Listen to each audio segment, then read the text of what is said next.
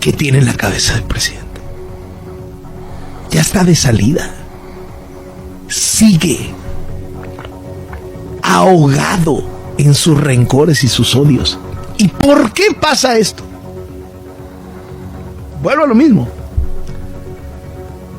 Pues porque no puede desmentir. Ese es el problema. O sea, ¿por qué opta por estigmatizar a los periodistas? Porque no puede desmentir.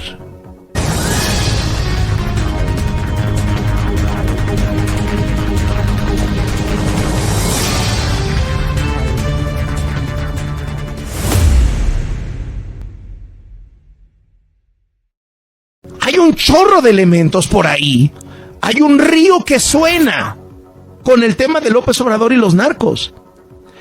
Y varios gobernadores de López Obrador con los narcos. Y la política de abrazos no balazos. Y el saludo a la mamá del Chapo.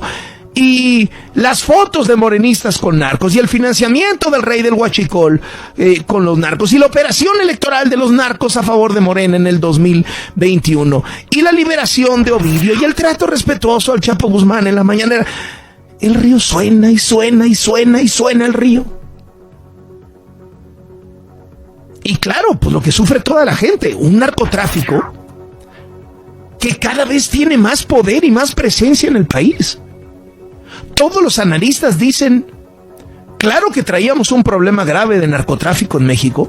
Nunca había estado tan grave como en este sexenio. Nunca los narcos habían tenido tanto control. A ver, Guerrero, gobierna Morena desde hace 3 años. Y tienes parado, ya paró Acapulco, Taxco, Ixtapas y Guatanejo y ahora Chilpancingo por el tema del narco. Chiapas, Sonora, Michoacán. Por cierto, puros estados gobernados por Morena. Zacatecas, hasta el cuñado de Monreal ejecutaron. Cuñado del presidencial de Monreal, del gobernador Monreal, del alcalde Monreal, y hoy que los 3 son hermanos. El presidente insiste en que él no recibió dinero del narco, que no tiene ninguna relación con los cárteles, que todo es un montaje. Y aunque el caso está cerrado para Estados Unidos, hoy dijo que para él no. Pues sí y no, como diría el filósofo, decía el filósofo de mi pueblo, no está bien, pero tampoco está mal. ¿Qué tiene en la cabeza del presidente? Ya está de salida. Sigue ahogado en sus rencores y sus odios. ¿Y por qué pasa esto? Vuelvo a lo mismo. Pues porque no puede desmentir. Ese es el problema. O sea, ¿por qué opta por estigmatizar a los periodistas? Porque no puede desmentir. Pues ahí están los 5 testimonios que dicen, ahí están los $2 millones. Y en lo que nosotros hemos presentado, que si la Casa Gris, no son solo testimonios, hay grabaciones de audio, hay documentos, están los contratos. ¿O qué? ¿Pudo desmentir lo de la Casa Gris? ¿No era de José Ramón, la Casa Gris? ¿No la estaba viviendo? ¿Y era de un contratista de Pemex? ¿No tenía la albercota que tenía? ¿No estaba en Houston? ¿O no conoce a Milcar, el amigo de Andy, que es el que recibe todos los contratos del clan? ¿No recibió 20,000, 30,000 millones de pesos en contratos de Dos Bocas? ¿No recibió 250 millones de medicinas del gobierno morenista de Quintana Roo? Sus hijos no le acomodaron los contratos y le consiguieron las citas y no es amigo de sus hijos. Y así me puedo seguir, ¿no? Pues sí, como a todo esto la respuesta es no, pues sí, no, pues sí, no, pues sí. Pues entonces opta por la calumnia. A mí la parte que me da gusto es que en Estados Unidos se están dando cuenta de qué calaña de presidente tenemos, ¿no? El riesgo de que el crimen organizado intervenga en las próximas elecciones es un riesgo alto. Esto lo advierte Citibanamex, una de las instituciones financieras, déjese, más poderosas de México, pues es Citigroup, más poderosas del mundo. En un reporte especial que se llama Elecciones 2024, los riesgos de violencia político-electoral, Citibanamex destaca que diversos organismos internacionales, autoridades electorales y partidos se han referido al ambiente de impunidad con el que intervienen cada vez más los grupos del crimen organizado en las competencias electorales.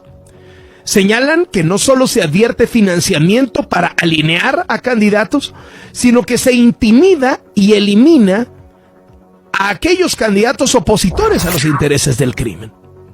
Según el índice global del crimen organizado del año pasado, México ocupa el tercer lugar de 193 países analizados en nivel de criminalidad y de resiliencia de los gobiernos frente a la actividad criminal.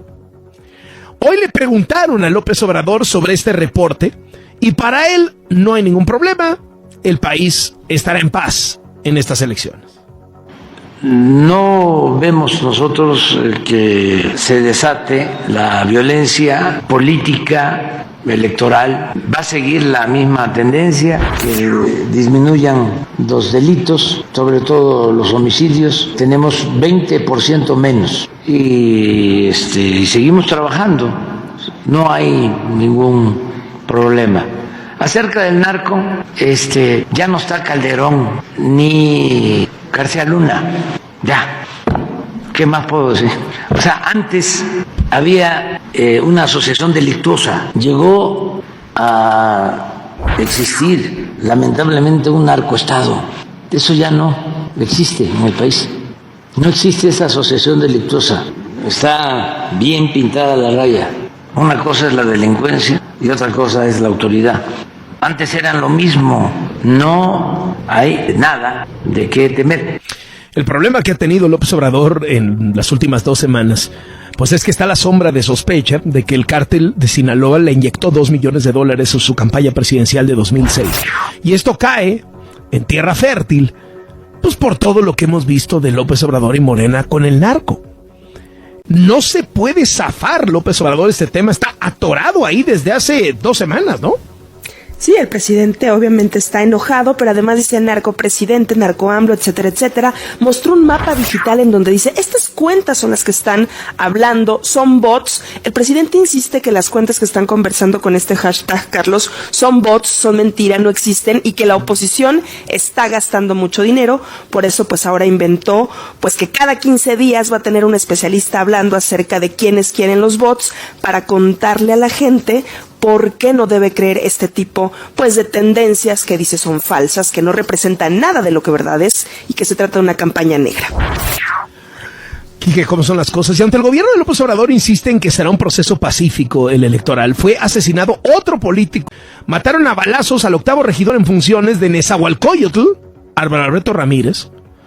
Lo asesinaron en un taller mecánico en la Ciudad de México, en Coyoacán. Las primeras investigaciones señalan que los asesinos llegaron en moto y lo mataron directamente.